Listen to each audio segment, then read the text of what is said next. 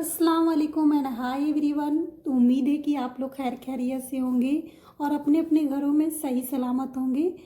तो आज का व्लॉग मैं काफ़ी लेट से स्टार्ट कर रही हूँ। इनफैक्ट ये शब बारात के एक दिन के पहले की व्लॉग है।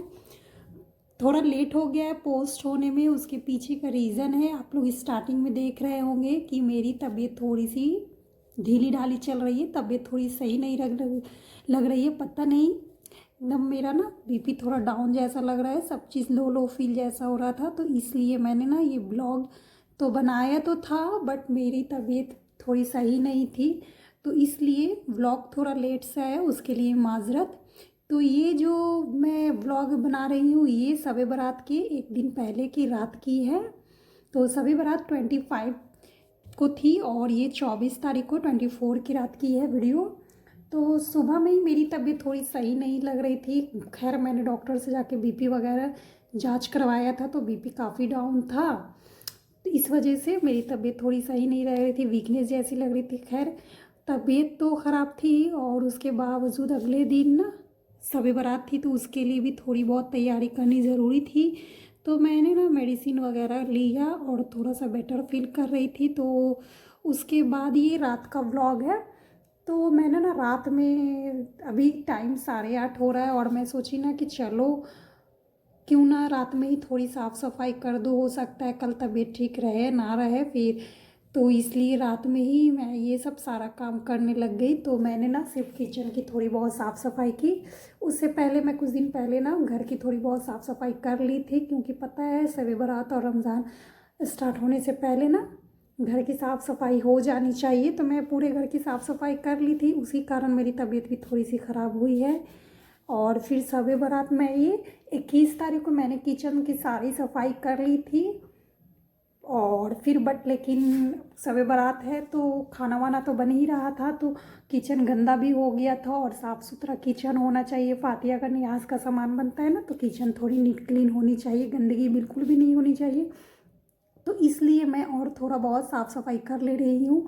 तो पहले मैंने ना गैस को चकाचक कर लिया, देखा है आप लोगों ने काफ़ी इजी वे मैंने गैस को सफाई किया है। और उसके बाद फिर मैं ये सारे फ्लावर को अभी साफ़ सुथरा कर लूँगी। बेसिकली रात के 10:30 बज गए थे मुझे सफाई करते करते किचन की। और इसी बीच मैंने ना खाना भी नहीं खाया था, क्योंकि 8 बजे मैं अपने हस्बैंड को खाना जब देने जा रही थी ना तो उन्होंने बहुत फोर्स किया कि चलो साथ में खा लो। फिर मैंने क्या किया ना कि मैं शाम में चाय वगैरह पिया था ना, तो मुझे भूख नहीं लग रही थी। और फिर ऐसा है ना कि खाना अगर खा लो ना तो फिर काम नहीं होता है। तो फिर मैंने सोचा ना कि अगर खाना वाना खा लूँगी तो फिर जा कर के मैं बैठ ही ना जाऊँ और फिर उसके बाद सो ही ना जाऊँ, इसलिए मैंने ना खाना भी नहीं खाया, ताकि पता रहे कि काम करती रहूँगी तो ये याद रहे कि खाना मैंने नहीं खाया है, तो काम करने के बाद खाऊंगी। तो इस वजह से भी मैंने खाना नहीं खाया था। तो मैं एक एक कोना थोड़ा किचन की साफ़ सफाई कर रही थी।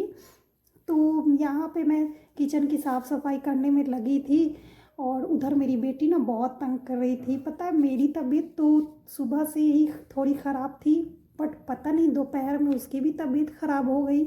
उसको हल्का हल्का फीवर आ गया और बहुत सर्दी जुकाम जैसा उसको भी फील होने लगा। तो फिर मुझे समझ में नहीं आया कि मेरी भी तबीयत ख़राब हो गई और उसकी भी तबीयत ख़राब हो गई। खैर हो जाता है, अभी मौसम भी उस तरह का चल रहा है ना, तो हर घर में किसी न किसी की तबीयत ख़राब हो ही रही है। तब तो ये छोटी सी बच्ची है, बच्चों लोग को तो पता ही है कि बहुत जल्दी बीमार पड़ जाते हैं। मौसम वेदर वगैरह चेंज होता है ना तो बच्चे पे सबसे ज़्यादा इफ़ेक्ट करता है। तो जब भी वेदर वगैरह चेंज होता है ना तो मेरी बेटी तो बीमार पड़ती ही पड़ती है, पता नहीं क्या है नहीं है। खैर मैंने उसको डॉक्टर के यहाँ लेके गई थी। आप लोग शॉर्ट वीडियो में देखे होंगे, मैंने ना कल अपलोड किया था शॉर्ट वीडियो में, तो मैंने शेयर किया था कि मैं उसको डॉक्टर के यहाँ लेकर के गई थी, उसको जांच वगैरह करवाया। तो वही फीवर उसको था और साथ में उसको सर्दी जुकाम था। तो देखिए मैं किचन का काम करते करते ना बहुत रात हो गया था, 9:30 हो गया था ना, तो परी काफ़ी रो रही थी। और तबीयत ख़राब होता है तो बच्चे पता ही है कहीं भी नहीं रहते हैं, किसी के पास नहीं रहते। वो अपने पापा के पास भी नहीं रह रही थी, बस रोए जा रही थी बार बार। तो फिर मैंने किचन का काम छोड़ करके ना फटाफट से पहले उसको उठाया और उसको सुलाने की कोशिश की, उसको थोड़ा सा फीडिंग करवाया और फिर सुलाने की कोशिश की और फिर उसको मैंने सुला दिया था। और फिर मैं किचन में चली आई थी, टाइम 9:30 हो गया था। तो फिर मैं सोची नहीं कि चलो आधा एक घंटे में ये सारा काम निपटा लूँगी तो अच्छा रहेगा। फिर सुबह उठ करके डायरेक्ट नई शुरुआत होगी, नया काम स्टार्ट होगा, तो ये सब मुझे साफ़ सफाई करनी नहीं पड़ेगी। हालांकि पीछे से बार बार आवाज़ आ रही थी कि छोड़ दो, रहने दो, सुबह कर लेना, तुम्हारी भी तबीयत सही नहीं है। बट फिर औरत को समझते ही जानती है कि वो कहाँ मारने वाली, इतनी ढीठ होती है घर की लेडीज है ना कि सारा काम करके ही दम लेती है। और मैं तो उससे भी ज़्यादा ढीठ हूँ, जब एक बार लग जाती हूँ तो लगी जाती हूँ, सुनती ही नहीं हूँ। और तबीयत फिर ख़राब हो जाती है तो फिर उसके बाद उफ उफ चिल्लाना ये सब तो चलता ही रहता है। तो खैर ये सब चलता ही रहता है, सब लेडीज़ों के साथ है, सिर्फ मेरे साथ नहीं है। तो यहाँ पे मैं सारे फ्लावर को ना साफ़ सफाई कर रही थी। तो मैं फ्लावर ना देखिए सब पॉट को ना बड़ी इजी से साफ़ कर लेती हूँ। यहाँ पे ना मैं एक बर्तन में पानी ले ली और हैंड वॉश वगैरह होता है ना, आप चाहे तो डिटर्जेंट पाउडर भी ले सकते हो, बट मैं यहाँ पे हैंड वॉश लिया था। हैंड वॉश से ना पता नहीं अलग सी चमक आ जाती है अगर आप साफ़ सफाई करो इस चीज़ में ना। आप देखना ना, गैस वगैरह भी साफ़ करोगे ना हैंड वॉश से ना बहुत ही अच्छी शाइन आ जाती है, ये मेरा टिप्स है। तो यहाँ पे मैं एक एक फ्लावर को ना अच्छे से साफ़ सफाई कर ली थी, बहुत जल्दी जल्दी साफ़ हो गया था, टाइम भी नहीं लगा। बस इस तरह से थोड़े थोड़े हैंड वॉश मैंने डाला और हल्के हल्के हाथों से रब कर दिया ना, तो ये काफ़ी इजी वे में ना साफ़ हो गया। आप चाहो ना तो इसको 2-4 मिनट छोड़ दोगे तो और अच्छे से साफ़ हो जाता है। तो बस इसी तरीके से मैंने ना सारे किचन के काम फटाफट से निपटाए और टाइम काफ़ी हो गया था, रात के 10 बज गए थे। तो मैंने सारे कॉर्नर को साफ़ कर दिया था, सारे फ्लावर पॉट को भी साफ़ कर दिया था। अब बच गया था इस कॉर्नर को, मतलब इंडक्शन और मिक्सर ग्राइंडर वगैरह को साफ़ सफाई करना। तो इसको मैंने बहुत इजी से, ये भी साफ़ हो जाता है। पहले मैं इसको एक सूखे कपड़े से साफ़ कर ली थी और फिर उसके बाद ना एक गीले कपड़े से साफ़ कर लिया, तो ये भी बहुत अच्छे से साफ़ हो जाता है। इसके लिए कुछ अलग से टूल्स वगैरह ये सब लाने की ज़रूरत नहीं है। मैं किचन बहुत ही ईजी तरीके से साफ़ कर लेती हूँ, ज़्यादा टूल्स वगैरह की मुझे ज़रूरत नहीं होती। यहाँ पे भी मैंने थोड़ा बहुत ना हैंड वॉश डाला ना, तो काफ़ी अच्छे से ये इसमें साइन भी आ गई और काफ़ी अच्छे से ये साफ़ भी हो गया। और कोने कोने में जो मसाले वगैरह लग जाते हैं ना, तो मैं चाकू वगैरह कोई नुकीली चीज़ है ना जो किचन में होती है ना, स्पोक वगैरह या चाकू वगैरह, तो मैं उससे बड़े ईजी से साफ़ कर लेती हूँ। आप लोग भी ये ट्रिक से करो। फलान ढेकान जैसा वीडियो में आप लोग देखोगे ना, बहुत सारे वीडियो में बताएंगे कि ऐसे साफ़ करें, ये साफ़ करें, ये पाउडर लगाए, ये मशीन, ये टूल्स वगैरह, पता नहीं क्या ट्रम सट्रम बताते रहते हैं। हालांकि वो सब ना जल्दी उतना बहुत टाइम लगता है उसमें वर्क होने में, और ना टाइम तो लगता ही है और कॉस्टली भी पड़ता है। तो इसलिए मैं सजेशन दूंगी, सब लोग तो अफोर्ड कर नहीं पाते हैं, तो ये बहुत अच्छा, बहुत सस्ता और बहुत टिकाऊ ये उपाय है। आप सालों साल इस तरह से अपने किचन को नीट क्लीन, अपने गैजेट वगैरह को, जो भी ये सब चीज़ को है ना, अच्छे से साफ़ सफाई कर सकते हो और इसको ना अच्छे से हैंडल भी कर सकते हो। ईजी कैरी हो जाता है और काफ़ी सस्ता पड़ता है, पैसा कुछ भी नहीं लगता है और सफाई भी पूरी हो जाती है। तो मैं बस इसी तरह से करती हूँ। पहले सूखे कपड़े से मैंने इन सबको अच्छे से साफ़ कर लिया और फिर गीले कपड़े से मैंने इस पर ना साफ़ कर लिया, तो ये बहुत अच्छे से साफ़ हो गई, देख सकते हो जी। मैंने फटाफट से इंडक्शन और मिक्सर की सफाई कर ली थी। अब था शुगर और टी काउंटर को साफ़ करना, मतलब जहाँ पे मैं शुगर और टी रखती हूँ वो उस स्पेस को मैं साफ़ कर रही थी। मैंने पहले भी बताया इस स्टार्टिंग में कि मैं 21 तारीख को पूरी डीपली क्लीनिंग कर ली थी। बस मैं अभी हल्का फुल्का साफ़ सफाई कर रही हूँ। खाना वगैरह बनाने में इधर उधर छींटे वगैरह पड़ जाते हैं ना, तो इस वजह से फातिया वगैरह करवाना, तो इसलिए मैं बस साफ़ सफाई कर रही हूँ। और कमेंट करके बताइएगा कि अगर आप 2-3 दिन पहले साफ़ सफाई पूरी कर लेते हो, उसके बाद कुछ ऐसा आ पड़ता है जिसकी वजह से आपको फिर से साफ़ सफाई करनी पड़ती है, तो किसको किसको गुस्सा आता है और किसको ये फालतू का काम लगता है। मुझे तो बहुत ज़्यादा गुस्सा आता है और ये फालतू का लगता है काम। खैर कमेंट करके बताइएगा। तो चलिए, यहाँ पे भी मैंने सारा साफ़ सफाई कर लिया था। अभी आ गया है टाइम ये सारे फ्लावर पॉट को सेट करना। जैसे जैसे पहले रखा था उस तरह से मैं फिर से इसको सेट कर देती हूँ।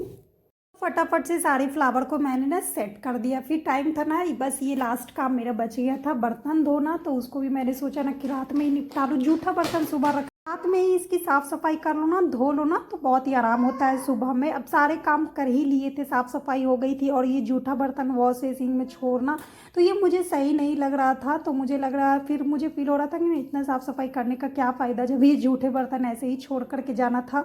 तो इसलिए मैं सोची ना कि चलो लगे हाथ ना सारे बर्तन को ना वॉश करके इसको अच्छे से इकट्ठा से ना साफ़ सफाई कर लेती हूँ।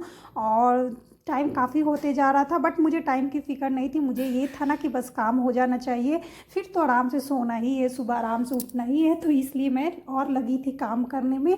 और मुझे सबसे अच्छी ये थी कि मेरी बेटी सो गई थी, तो मैं सोची कि चलो वो सो रही है ना, तो मैं सारे काम निपटा लूँगी। सुबह उसका कोई भरोसा नहीं है, बहुत जल्दी उठ भी जाती है ना, कभी कभी तंग भी करने लगती है, तो सुबह हो नहीं पाता। तो इसलिए मैं सोची कि चलो कर लेती हूँ। मेरे जैसी बहुत माएँ होंगी कि जो इस रास्ते से, इस सफ़र में अभी गुजर रही होंगी, उनके साथ भी ऐसा हालांकि रोज़ होता होगा। तो ये चलते ही रहेगा। अभी बच्चे जब तक छोटे हैं तो ये इस तरह की प्रॉब्लम चलती रहेगी। इस तरह की प्रॉब्लम हर एक दिन फेस करना पड़ता है। तो खैर चलने देते हैं ये प्रॉब्लम को, और हम लोग भी अपने काम को लगातार करते रहते हैं और अपने काम की तरफ भी चलते रहना है। तो यहाँ पे देखिए सारे बर्तन मैंने फटाफट से धो लिए थे। हालांकि मेरे पैर में काफ़ी दर्द हो रही थी, सुबह से ही दर्द था और ज़्यादा शाम में दर्द बढ़ गया। 3-4 घंटे किचन में जो खड़ी हो गई ना, तो सारा और ज़्यादा दर्द बढ़ चुका है। तो यहाँ पे सारे बर्तन मैंने धो लिया। अब मैं इसको ना अच्छे से सेट कर दूँगी। अगर मैं यहाँ पे ऐसे छोड़ी ना तो चूहे सारे बर्तन को ख़राब कर देंगे। मेरे यहाँ बहुत ज़्यादा चूहे हैं। जिनको चूहों से प्यार है और जिनको चूहे पसंद है तो कमेंट्स करिएगा और आकर के यहाँ से ले जाइएगा, या फिर मैं उनको पार्सल कर दूँगी। तो ये मजाक था मेरे तरफ से। तो चलिए सारे बर्तन को अभी फटाफट से ना सेट कर देती हूँ, नहीं तो फिर बर्तन का कोई फ़ायदा नहीं होगा, सारे फिर मेहनत बर्बाद चली जाएगी। तो इसलिए मैं लगातार इसको ना अच्छे से सेट कर देती हूँ। तो अभी आप लोग बताइएगा कि किस किस ने शब बारात की तैयारी कर ली और किस किस की थोड़ी बहुत तैयारी बची हुई है, कमेंट करके ये भी मुझे बताइएगा। तो देखिए 10:30 बज गए, अभी मैं खाना खाने जा रही हूँ। ऑलमोस्ट सारा काम हो गया है। तो मैं बनाई थी खाने में ना चिकन कोरमा बनाई थी, पराठे, और ये थोड़े से सैलेड मैंने कट कर दिए इसके साथ, बहुत तो पहले फटाफट से खा लेती हूँ मैं। तो जी देखिए सुबह हो गई है, अभी सुबह के 10:30 बज चुके हैं। मैं सुबह उठ गई थी 7 बजे और मैंने सारा काम निपटा लिया था। थोड़ा बहुत मैंने नाश्ता बना, लोगों ने नाश्ता किया। उसके बाद मैं नहा करके ना थोड़ा सा रेडी हो गई थी, बस हल्का फुल्का सा, और किचन में आ गई हूँ। अभी मैं ये फातिया के लिए ना हलवा बनाऊंगी। तो देखिए जनरली ना मैं फातिया करवाती नहीं हूँ फेस्टिवल वगैरह में, उसके पीछे का कोई ऐसा रीज़न नहीं है। आप लोग कुछ उल्टा रीज़न बिल्कुल भी नहीं लगाइएगा और कमेंट्स करके ये नहीं बोलने लगिएगा कि ऐसे है वैसे कुछ उल्टा सीधा। देखिए होता क्या है ना कि मेरे ससुराल में ऑलरेडी फातिया होता है माशाल्लाह से। मेरी सास अभी सही सलामत है और वो बड़ी है, तो उनका करवाना फ़र्ज़ है। और मैं दिल से चाहती हूँ कि अभी जब तक वो सही सलामत है वही फातिया करवाए तो ज़्यादा अच्छा है। जब वो ना होंगी तब की तब सोचूंगी, अभी वो हैं तो वो सब कुछ का फातिया आती है तो मुझे यही सही लगता है। बट मेरे हस्बैंड ना कल से बहुत इंसिस्ट कर रहे थे, जिद कर रहे थे कि बनाओ बनाओ, इसी बहाने मुझे खाने को मिलेगा। तुम तो अंदीना बना के दोगी नहीं। तो मैं सोची ना कि चलो बना ही देती हूँ, और उन्होंने कहा कि जब बन जाएगा तो मैं फातिया भी पढ़ दूंगा। तो मैं सोची कि चलो सही बात है, इसी बहाने मैं अपनी बेटी को भी टेस्ट करवा दूंगी कि वो खाती है कि नहीं खाती है। तो यहाँ मैं हलवा बनाने लगी थी। तो मेरा शब बारात के दिन कुछ इस तरीके से दिन गुजरता है। और आप लोग कमेंट करके बताइएगा कि शब बारात के दिन आप लोग और क्या क्या एक्स्ट्रा करते हो। हाँ, नमाज कुरान वगैरह ये सब तो मस्ट है पढ़ना, वो तो मैं ऑलरेडी पढ़ती हूँ। इसके अलावा ना क्या क्या और होता है ना तो ज़रूर कमेंट करके बताइएगा। मैं ना हलवा में थोड़ा सा फूड कलर ज़रूर ऐड करती हूँ, इससे ना हलवा का ना कलर बहुत अच्छा आता है। आप लोग भी ना एक बार ट्राई करके देखना, बहुत अच्छा कलर आता है हलवा का। तो यहाँ पे मैं हलवा चढ़ा दी थी। साइड में मैंने ना चिकन फ्राई बनाने जा रही थी। तो चिकन को मैंने ना मैरिनेट करने के लिए आधे घंटे पहले छोड़ दिया था। इन्हीं से चिकन बहुत अच्छा बनता है। तो बस ऐसे ही कुछ मेरा दिन गुजर रहा था शब बारात के दिन। उम्मीद है कि आप लोगों ने आज का वीडियो फुल वॉच किया होगा। अगर वीडियो अच्छी लगी होगी ना, पूरी वीडियो आप लोगों ने देख लिया होगा और वीडियो पसंद आई होगी तो वीडियो को लाइक कर दीजिएगा, और साथ ही साथ मेरे चैनल को सब्सक्राइब कर दीजिएगा और कमेंट्स भी कर दीजिएगा। मैं इसी तरह की अच्छी और नई नई वीडियो लाऊंगी और आप लोगों के साथ शेयर करूँगी। और चलिए हलवा बनाने आज का ब्लॉग आप लोगों ने एंजॉय किया होगा। तो मैं वीडियो को अभी यही करूँगी। Bye bye.